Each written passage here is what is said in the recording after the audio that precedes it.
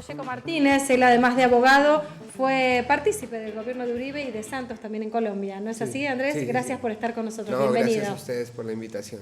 Bueno, la pregunta primero es ¿por qué en Rosario? Bueno, resulta que por esas casualidades de la vida yo vine, terminé mi labor con el gobierno Santos en el 2013, a finales del 2013, y decidí venir a Rosario, Argentina, a descansar y a despejarme un poquito del tema político en Colombia, y resulta que me terminé quedando por acá. Nada de descanso. Nada de descanso y seguimos trabajando y estudiando acá. Muy bien. Hace Sí. ya 2 años en Rosario. Hace 1 año y 8 meses, Bien. más o menos. Bueno, estuviste trabajando para el gobierno, decíamos, de Uribe y de Colombia, y también muy relacionado y estudiando el tema del narcotráfico allí.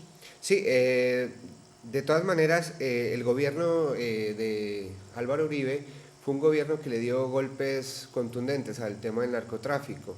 Extraditó más de 1.200 paramilitares, más de 1.200 personas a Estados Unidos para purgar delitos de narcotráfico, y le dio golpes al grupo de las FARC, que en ese momento, como herencia del cartel de Medellín, habían tomado el negocio del narcotráfico. Casi el 60% de la droga que se iba para Estados Unidos era del grupo terrorista de las FARC. De la FARC. Sí.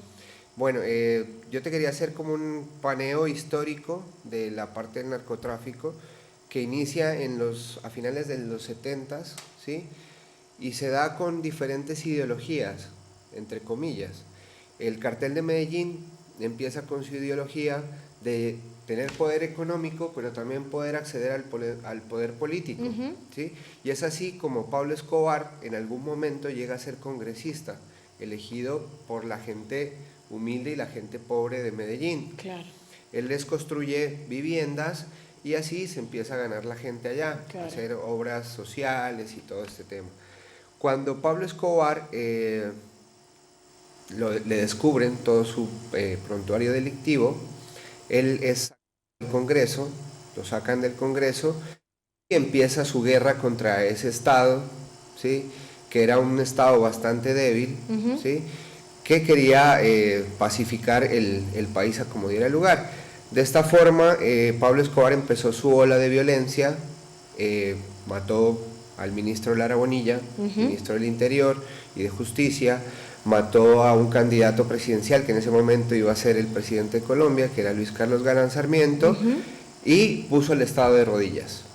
Puso al Estado de rodillas y negoció su entrega ya con el presidente Gaviria, ¿sí? Donde la condición principal para él poderse entregar era que la cárcel la iba a construir él mismo.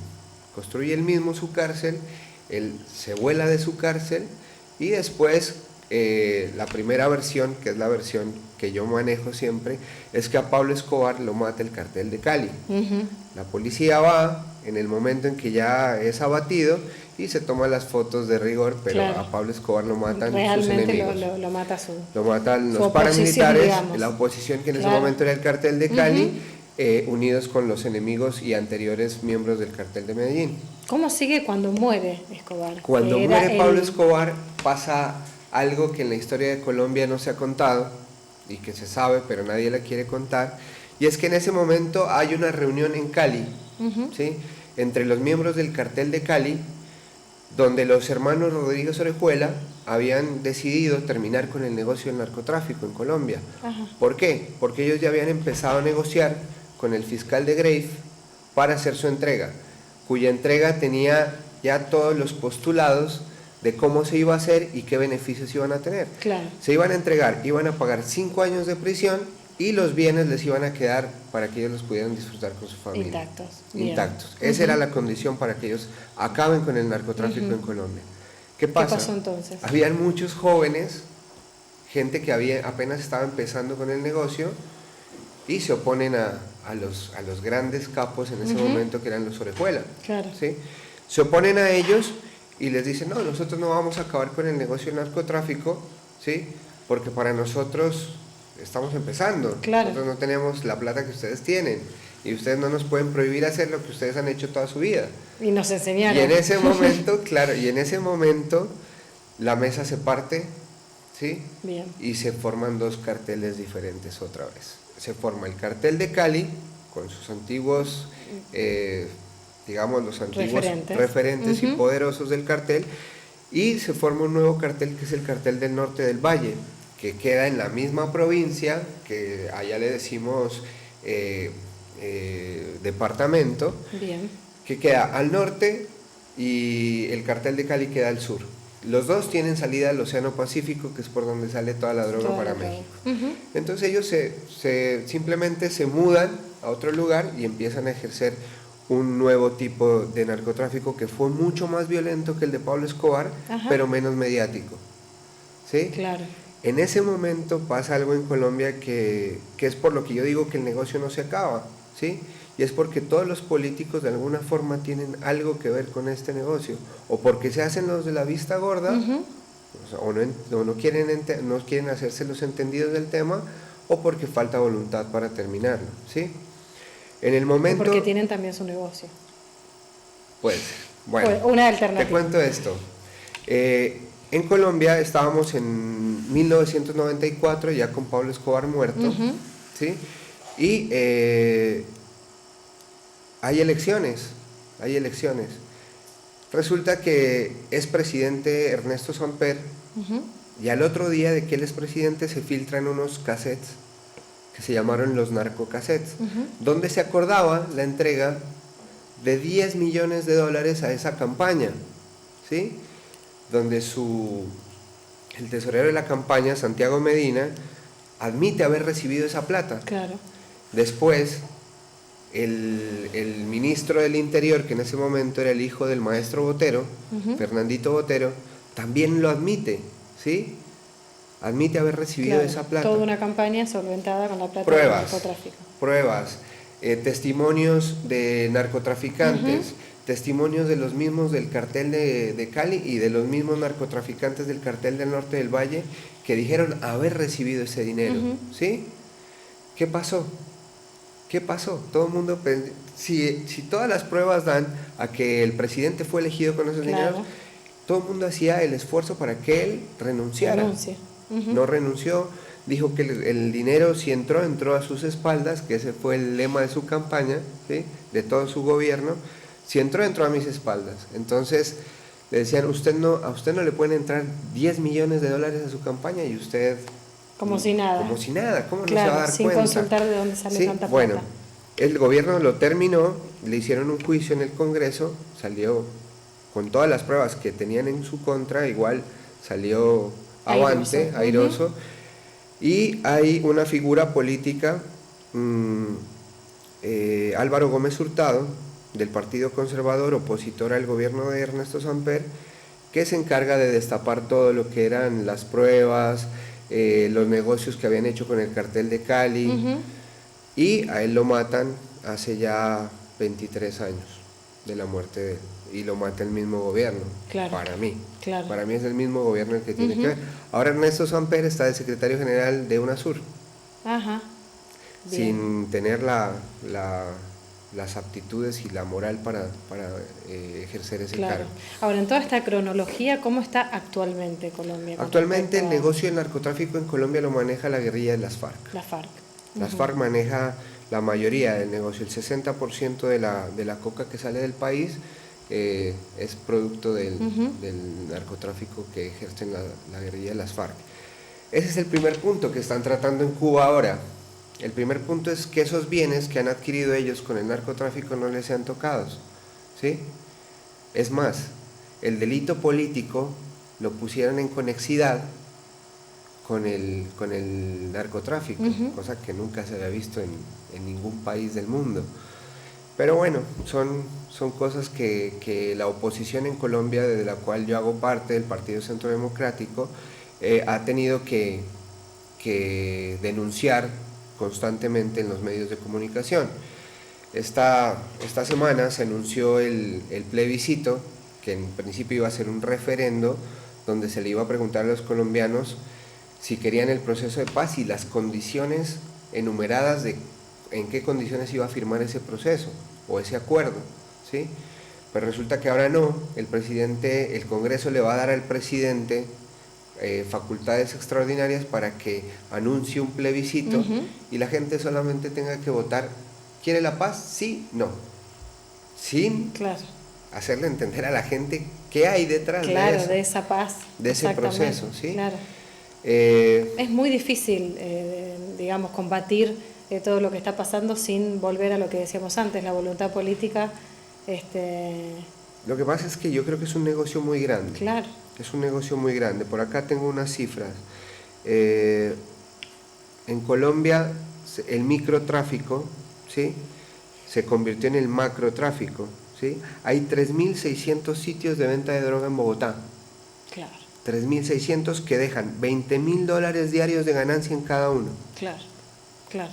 Son cantidades que es la economía del país.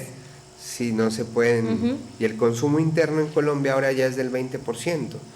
Por eso pongo el microtráfico como entre comillas, porque ya ha crecido tanto en los países latinoamericanos que ya es un problema bastante importante de salud pública y aparte de voluntad política para terminarlo. Totalmente. Entonces, bueno, y en estos años que te ha llevado vivir aquí en Rosario y analizar la actualidad, seguramente abrís el diario todos los días y te encontrás con la información de lo que está pasando en nuestro país y en nuestra ciudad. ¿Cómo lo ves, tanto en la actualidad como a futuro? Es peligroso lo que está pasando acá. Cada vez y cada día más aumenta el consumo, ¿sí?, el consumo interno en estos países, que definitivamente hacen que el negocio sea rentable, ¿sí? Yo hablo con gente en la calle y me comentan, me dicen, no, es que todos sabemos dónde están, quiénes son, dónde están los búnkers, quiénes son los que venden, todo el tema, pero nadie se atreve a definitivamente hacer un programa, un plan de seguridad que vaya directamente a donde está el problema, a enfrentar el problema de frente, pero no hay voluntad política. Yo creo que es un negocio tan grande que cada uno algo se debe llevar. ¿Sí? ¿Nuestro país es un país de paso? No, creo que definitivamente no. Veía en el debate justamente que esa era una de las preguntas, y el gobierno trata de maquillar siempre todo, ¿sí? Y yo creo que en este momento no lo puede hacer, porque ya hay constancia de que aquí se fabrica, que no es un país de paso, hay producción, hay consumo interno y hay exportación también. ¿Sí? Pasos como Uruguay, por ejemplo, que hicieron una legalización medida del tema de la marihuana, yo creo que esos son los pasos que en un futuro se van a poder dar para terminar con el negocio, que haya un Estado que maneje el tema de las drogas, ¿sí?, que lo maneje bien, que haya también una voluntad para crear clínicas de atención a esa gente que ya es drogadicta y que necesita una atención tanto médica, psicológica. Física, integral, y tratar de que el negocio sea manejado por el Estado. Así van a bajar los costos de este negocio, porque lo que hace que sea caro es que sea ilegal.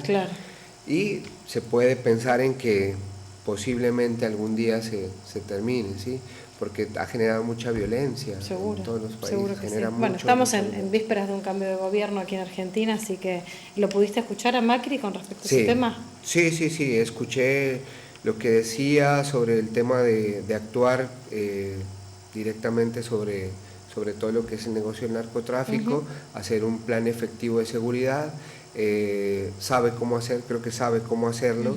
Tiene asesores que estuvieron en Colombia manejando el tema de Medellín, de lo que fue Medellín, la pacificación de las comunas, y también con el líder de nuestro partido político, Álvaro Uribe, tuvo un par de conversaciones, siendo el intendente jefe de gobierno de Buenos Aires. Creo que hay una posibilidad, y sobre todo para nosotros como partido se abre una posibilidad también de sacar al grupo guerrillero de las FARC como beligerante y volverlo a poner en donde tiene que estar, que es un grupo narcoterrorista. Argentina fue uno de los países, junto a Brasil, Bolivia, Ecuador y Venezuela, que sacaron a las FARC de grupo narcoterrorista y lo pusieron en grupo con estatus de beligerancia, que no lo tiene, porque en Colombia hay una democracia fuerte. Creo que nos enorgullecemos de ser la democracia más fuerte de América Latina, y creo que cualquier partido político tiene las garantías para llegar al poder con los medios democráticos, claro, que el gobierno con le todas las ofrece, garantías, seguro. con todas las garantías. Entonces, la lucha en este momento, de mi parte y de parte del Partido Centro Democrático, será eso, hacer que las FARC vuelvan a ser declarados por este gobierno, por el gobierno argentino, como un grupo narcoterrorista, que es lo que ellos son. Entonces, hoy empieza nuestra lucha para eso. Andrés, muchísimas gracias. Bueno, ha sido realmente un placer escucharte y conocer un poco de lo que está pasando allí en Colombia y hacer también la comparación con nuestro país, que no está muy lejos de lo que ocurre allí. Muchísimas gracias. No, gracias y ojalá a ustedes. podamos volver a tenerte. Sí, por favor, muchas gracias.